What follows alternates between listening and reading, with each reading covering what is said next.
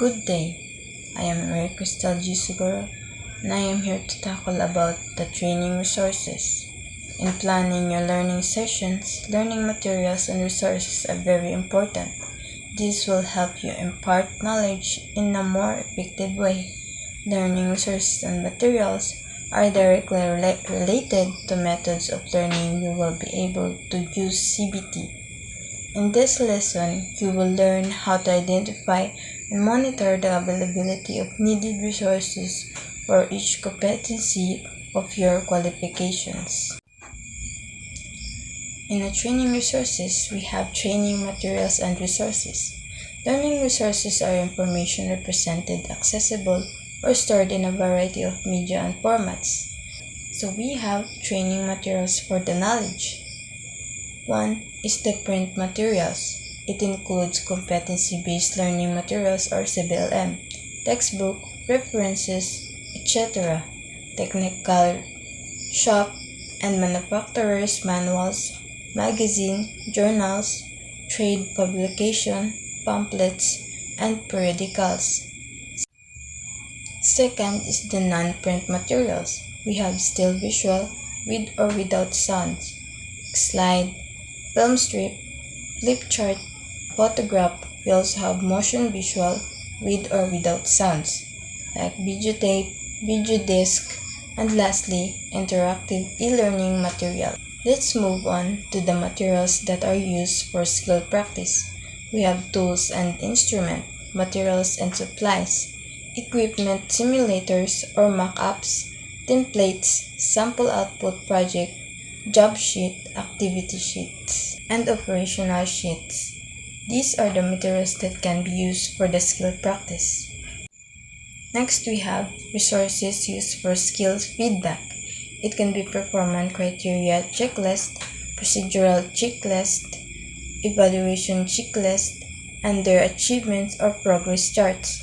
Also, we have resources used for knowledge practice. We have self-check, post-test, written test, review question, and oral quizzes. That is the knowledge practice that last. None is. And the last one, we have resources used for knowledge feedback. These resources have an answer key or solution to compare answers with, and a model answer, and that is the training materials for knowledge. So, how will you gather and consolidate materials? When gathering the needed materials and resources, it will be better if you can prepare beforehand a list of all the needed resources that you will use for a certain session or unit of competency. How many are available? How many are required for the session and remarks? Each group of resources should have separate lists. Let us say for print materials, you should have a checklist different from list or non-print, and so with the other type of resources. This system will ensure that all the resources will be available when you conduct the training program. So let's move on to the last training resources, which is the inventory of training resources. The training regulation or the TR gives a guide on the training resources needed for the CBT of your qualifications.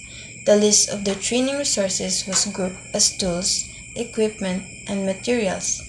An inventory of training resources by competency would be very helpful in planning your workstation and your learning activities. Group your resources by competency so that you can plan for the used resources shared by two or more competency. For example, in housekeeping, vacuum cleaner, and floor polisher are shared and provide housekeeping for guests and clean premises. The inventory will help you in many ways. First, it will serve as a monitor of resources that need to be replenished, repaired, or purchased. Second, predict the supplies and materials needed in a year. Third, plan the use of resources shared among competency. And lastly, serve as the basis of purchase request and annual procurement plan.